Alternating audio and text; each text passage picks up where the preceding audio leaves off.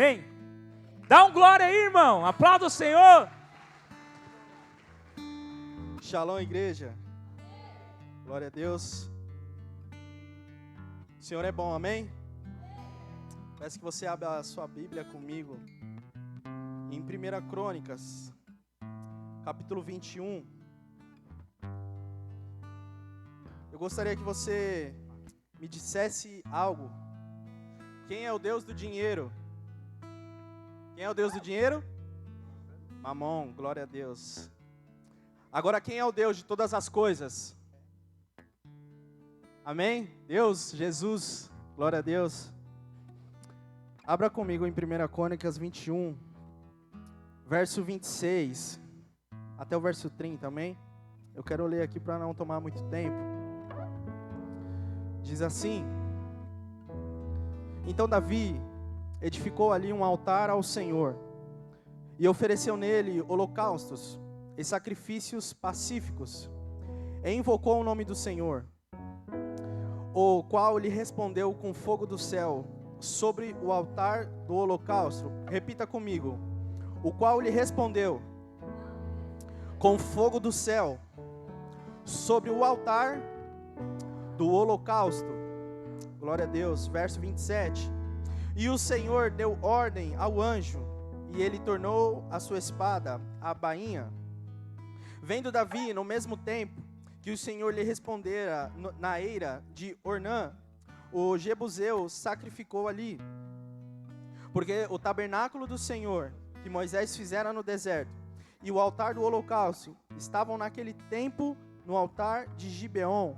E Davi não podia ir perante ele consultar a Deus, porque estava aterrorizado por causa da espada do anjo do Senhor. Amém? Glória a Deus. Talvez você já tenha ouvido falar dessa passagem, mas eu gostaria de explicar algo sobre ela que o Senhor me ministrou. E eu temi muito quando o Senhor me entregou essa passagem, porque vai falar de dois cenários aqui. O primeiro cenário, para que você entenda o que nós acabamos de ler, no começo desse capítulo 21 de 1 Crônicas, Davi, ele vai contar a Israel. Ele está num tempo de guerra, está num tempo de calamidade, e os inimigos eram muito naquela época. Havia vários reinos, havia várias pessoas que queriam a sua cabeça, porque Davi já era um homem conhecido. Davi, ele já causava um alvoroço ali nos territórios de Israel. E mediante um cenário, eu acredito que talvez de medo, ou de dificuldades, ou de desafios novos, Davi, ele vai pedir aos seus servos, ao general do exército, um homem chamado Joabe, para que contasse a Israel. E Joabe, ele vai temer isso. E ele vai dar um conselho a Davi. Davi, eu acho que não é bom que nós venhamos fazer isso, porque isso pode parecer mal aos olhos do Senhor. Mas a palavra de Joabe, ela não prevalece. E Davi manda ele ir e contar o exército de Israel. Joabe, eu acredito que temendo ao Senhor, porque cria, e também porque era fiel ao Deus de Israel, ele faz uma contagem, mas ele não chega a contar todo o povo. A Bíblia vai dizer aqui em 1 Coríntios, a 1 Crônicas, que o povo era em volta de 1.100.000, o exército de Israel. Mas Joabe não conta a tribo de Levi e outras tribos. E o que eu quero te explicar, queridos, com esse cenário? A Bíblia vai dizer, versos a seguintes, que isso, perante o Senhor, causa algo ruim. E Deus, ele levanta um homem, um profeta naquela época, e manda ir ter com Davi e dizer 3 coisas a Davi. Davi, você prefere ter 3 anos de fome, 3 meses fugindo dos teus inimigos, ou 3 dias de pragas e doenças? Davi, vendo o que ele havia feito, ele vai orar ao Senhor e vai dizer: Senhor, me perdoa por ter feito esse negócio. Mas Davi, ele declara: melhor é estar nas tuas mãos, Senhor, do que nas mãos dos meus inimigos. E aqui é o ponto que eu quero entrar, queridos. Dura coisa é você estar na mão de Deus. Jezael, por quê? A Bíblia diz que Deus ele é amor, Deus ele é misericórdia, mas a mesma Bíblia também vai dizer que Deus ele é justiça. E como nós falamos aqui no começo, o Deus do dinheiro, a Bíblia diz isso, não sou eu, é Mamon. Mas o Deus de todas as coisas, o Deus que é poderoso para fazer infinitamente mais, é o meu e o seu Deus. A Bíblia diz que Satanás ele até tem poder, mas o meu e o seu Deus, ele tem todo o poder. Ele não tem uma parte só. Mamon ele pode ser o Deus do dinheiro, sim, mas eu acredito firmemente que ele não tem poder e não tem nas suas mãos a chave da vida. Não foi ele que morreu na cruz e que tem todo o poder e autoridade nas mãos. Não, esse homem, esse Deus que tem todo o poder e autoridade nas mãos é Jesus. Por que eu estou falando sobre isso? Porque Davi, conhecendo o Deus que ele servia, eu acredito que já há muito tempo adorando a Deus, há muito tempo sendo fiel ao Senhor, há muito tempo já vendo as provisões, os milagres de Deus na vida dele, ele vai indagar a Deus, ele vai contar o povo, temendo. Talvez uma guerra, talvez uma batalha que estava sendo travada, contando o povo que ele tinha nas mãos, para ver se talvez ele era capaz de vencer aquela batalha que estava por vir, ou os desafios, as dificuldades que estavam presentes naquela época, se esquecendo do Deus que ele servia, deixando toda a fidelidade que ele havia entregado a Deus até aquele momento. E Deus, mediante esse cenário, ele ira-se. E a Bíblia diz que ele via um anjo a algumas cidades, e muitas pessoas morrem. E Davi se arrependendo disso, como nós lemos aqui no verso 26 em diante. A Bíblia diz que ele vai até Ornã, e ali ele vai levantar um altar de adoração ao Senhor, em arrependimento. E eu gostaria que você repetisse comigo: arrependimento traz a restauração de um altar caído. Em toda a Bíblia, queridos, eu só vou ver 2 homens que fizeram fogo cair do céu. O primeiro homem foi Elias. Na verdade, o segundo homem, Davi vem antes de Elias, mas o primeiro homem, Davi. Nós acabamos de ler aqui. Então Davi edificou ali um altar, verso 26, ao Senhor, e ofereceu neles holocaustos e sacrifícios pacíficos, e invocou o nome do Senhor, o qual lhe respondeu com fogo do céu sobre o holocausto. Davi, naquele cenário de oferta, de restauração, de levantar um altar ao Senhor, porque ele estava arrependido, ali reconhecendo que a confiança dele e a vida dele estava nas mãos de Deus, ele levanta um altar em Ornã. Só que versos anteriores aqui vai dizer que ele chega ao dono dessa vinha, ao dono desse lugar ali, daquelas terras, e diz: me vende este lugar, porque eu preciso levantar um altar de adoração ao Senhor. O dono daquela terra, temente ao Senhor e servo de Davi, diz: meu senhor, pode pegar e faça o que você quiser com essa terra. Mas Davi, ele entende que, queridos, para levantar um altar de adoração ao Senhor, tem que haver sacrifício, tem que haver arrependimento, tem que haver um reconhecimento de quem nós somos e de quem Deus é. E a Bíblia diz que ele compra aquele lugar, ele paga por aquela terra, e ele invoca ao Senhor, e como nós lemos aqui, fogo cai do céu. Segundo cenário de restauração de um altar caído, Elias, talvez você já conheça a história. Elias e os 850 profetas de Baal e de Acera. Elias, ele vai pegar 12 pedras e ele vai restaurar aquele altar que havia sido caído, aquele altar que havia sido destruído, aquele altar que havia se corrompido. Eu acredito que aquele altar que as pessoas pararam de crer. E a Bíblia diz que ele faz uma oração, queridos. E que oração poderosa. Dura 16 segundos e Deus, ele manda a resposta. Eu quero te dizer, queridos, que quando você entra nesse ambiente de restauração, entende isso, as suas orações, elas podem mudar. Jezael, por que você está falando isso? Porque talvez você está há anos orando para que um familiar seu esteja na presença de Deus. Mas nós estamos numa conferência. Nós estamos restaurando o tabernáculo de Davi. Nós estamos restaurando nessa terra, neste lugar, o altar que havia sido caído. E agora nós podemos orar. E muito crendo nisso, a nossa oração pode surgir efeito, talvez hoje ainda ou amanhã. Por que, Jezael? Porque Deus ele vai mandar a resposta, queridos, com fogo. A Bíblia diz que o Senhor ele é fogo consumidor. Que não há nada e nem ninguém que possa impedir o agir de Deus. A Bíblia diz que agindo Deus, quem impedirá? O pastor Jackson já declarou isso aqui. Não há principado, não há potestade, não há nada, queridos, e nem ninguém que possa impedir o agir de Deus na minha e na sua vida. Jezael, por que você está falando isso? Porque quando o Senhor ele encontra um altar restaurado, um altar que sacrifica, um altar arrependido, ele envia a resposta, queridos. Ah, Jezael, mas as coisas estão difíceis. Mas Deus é poderoso. Deus é poderoso, queridos, para fazer infinitamente mais. Trazendo agora uma conjecturação, eu peço que vocês coloquem de pé, porque eu quero encerrar. Talvez nesse cenário, Davi está falando, eu vou fazer as contas aqui, porque esse mês eu acho que eu não vou conseguir dizimar.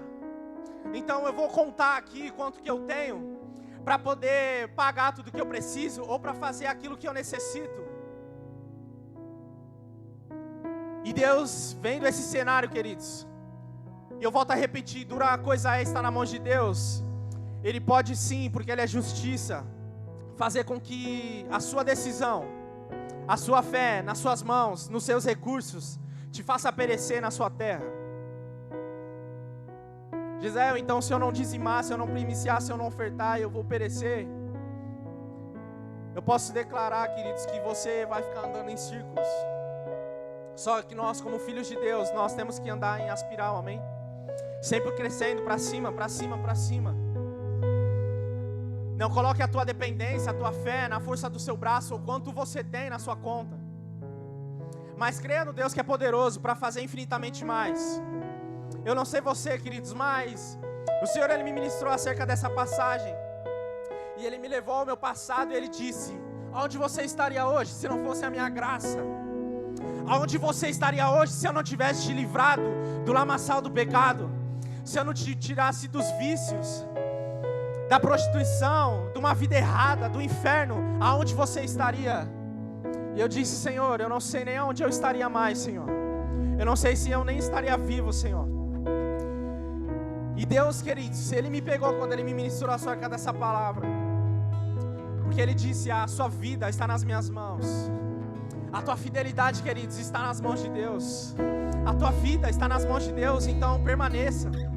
Restaure o altar caído. Se você ainda não cumpre princípios, Malaquias 3:10 diz: fazem prova do Senhor. Eu te encorajo, faça a prova de Deus. Eu ouvi um testemunho esses dias que uma mulher, ela entregou uma oferta, nomeou, deu um destino, e o marido foi para o encontro com Deus. Gisele, quem fez isso? O próprio Deus. Por quê? Porque ela orou, ela entregou, e Deus mandou a resposta com fogo. Deus ele mandou a resposta na mesma semana. Posso te falar uma coisa? Deus ele pode abrir aquela porta que você precisa ainda essa semana. Deus ele pode fazer o que você está precisando há anos, ainda essa semana, ainda hoje. Elias ora 16 segundos e fogo do céu cai. Se você orar, queridos, agora entregar uma oferta ao Senhor, no final desse culto, Deus ele pode mudar a sua vida. Deus ele pode mudar a sua família. Deus ele pode mudar o destino da sua história. Mas decida hoje restaurar o altar. Decida hoje voltar a ser fiel ao Senhor, se um dia você parou de ser fiel a Ele. Ou decida hoje levantar um altar de adoração a Ele. Senhor, eu vou restaurar o altar caído que a minha descendência destruiu. Senhor, eu vou hoje restaurar o altar caído que, Senhor, eu deixei cair há meses atrás, há dias atrás, há anos atrás. Senhor, é hoje que eu vou restaurar. E Senhor, eu oro e te peço, envia a resposta, Senhor. Envia a resposta, queridos. Deus é poderoso para fazer infinitamente mais.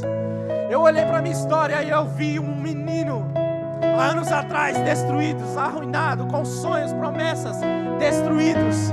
Mas hoje na presença de Deus, um homem de Deus, um profeta de Deus, um homem casado e agora um pai.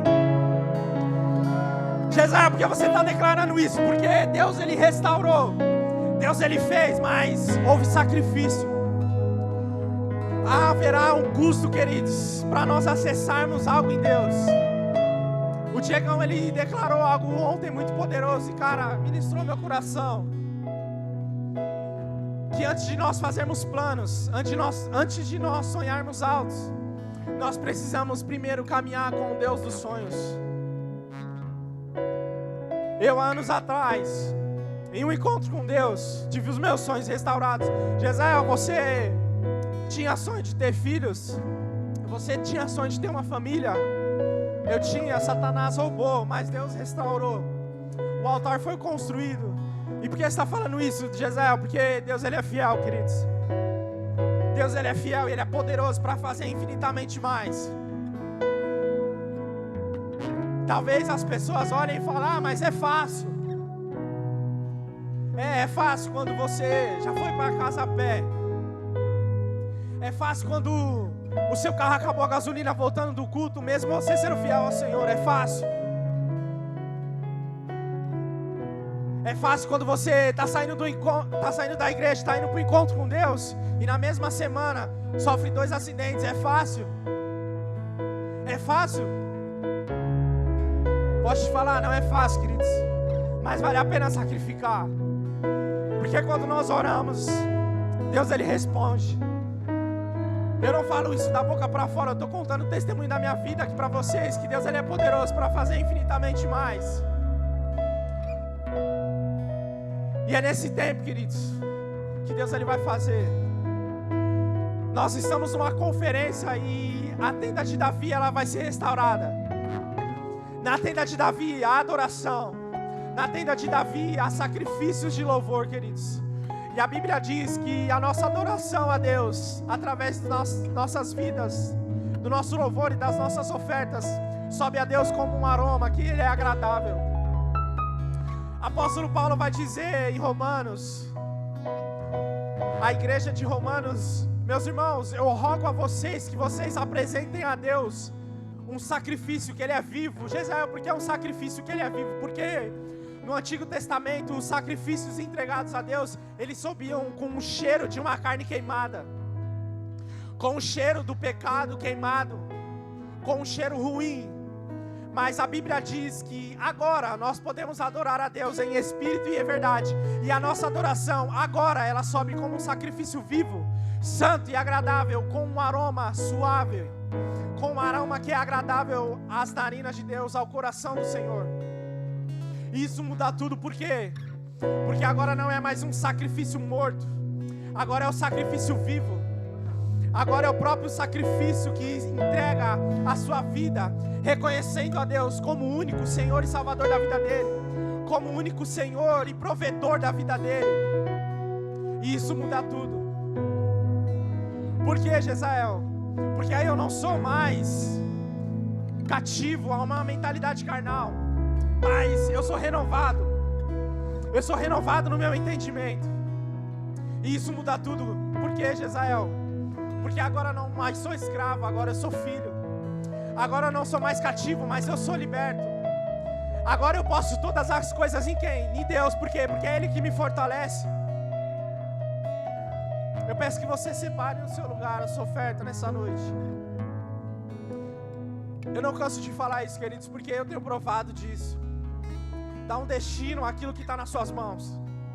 E creia que Deus é poderoso para responder, ainda hoje, aquilo que Ele confiou já nas suas mãos.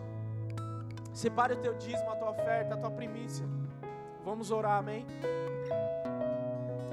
Pai, em nome de Jesus, glórias e graças, Senhor, nós te damos, porque o Senhor é bom, Pai. Nós reconhecemos, Senhor, agora a tua soberania sobre nós, e nós entregamos, Senhor, a nossa fidelidade ao Senhor. Recebe, Senhor, agora cada dízimo, cada oferta e cada primícia, Senhor. Tudo aquilo que hoje será entregue, nomeado e entregado neste altar, Senhor. Pai, que assim como o Senhor fez, Pai, na entrega de Davi, na entrega de Elias, Senhor, diante daquele altar, Senhor, nós te pedimos, Senhor, faz mais uma vez neste altar, Senhor. Envia fogo, Senhor. Envia resposta, Senhor, sobre aquilo que nós estamos entregando nas tuas mãos. Nós declaramos, Senhor, mediante a nossa entrega, que o Senhor é o nosso Deus, o nosso refúgio, a nossa fortaleza. O Senhor, Deus, é aquele que nós confiamos. Que nenhum principado, nenhuma potestade, mamon, nem hoste maligna, Senhor, governa a nossa área financeira. Nós, Senhor, somos bons mordomos, Jesus, e nós entregamos a Ti a nossa fidelidade. Então, Deus, continua fazendo, Senhor. Continua restaurando, Senhor, os tabernáculos, Senhor, dos nossos corações. Continua restaurando, Senhor, esse altar, Senhor. Continua restaurando, Senhor, essa tenda. E que nós venhamos testemunhar e glorificar o Teu nome, Senhor, pelos Teus bem-feitos, Jesus. É o que nós Te pedimos, Senhor, e Te agradecemos. Em nome de Jesus. Amém, amém e amém. Você que vai ofertar no cartão, amém? Nós temos a nossa maquininha aqui ao meu lado esquerdo.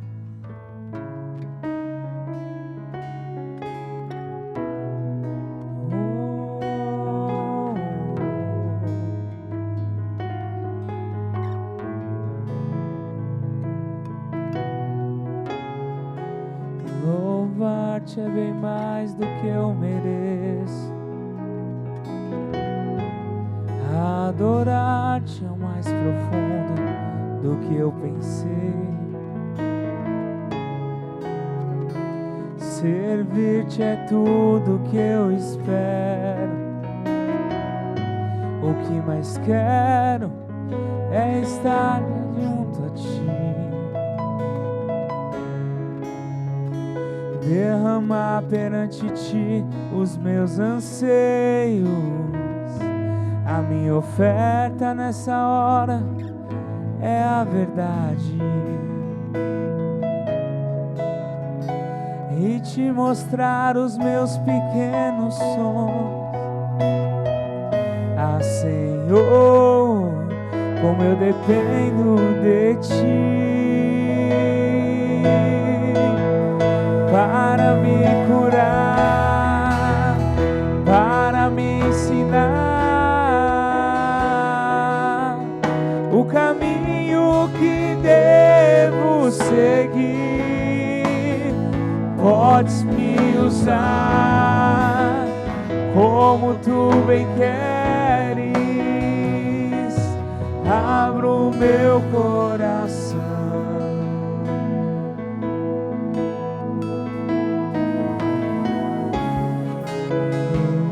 Louvar-te é bem mais do que eu mereço. Adorar-te é o mais profundo do que eu pensei. Servir-te é tudo, tudo que eu espero. E o que mais quero é estar mais junto a Ti. Derramar perante Ti os meus anseios. A minha oferta nessa hora é essa música, ó Pai. E Te mostrar os meus maiores sonhos. Ah, Senhor, como eu dependo de Ti para me curar,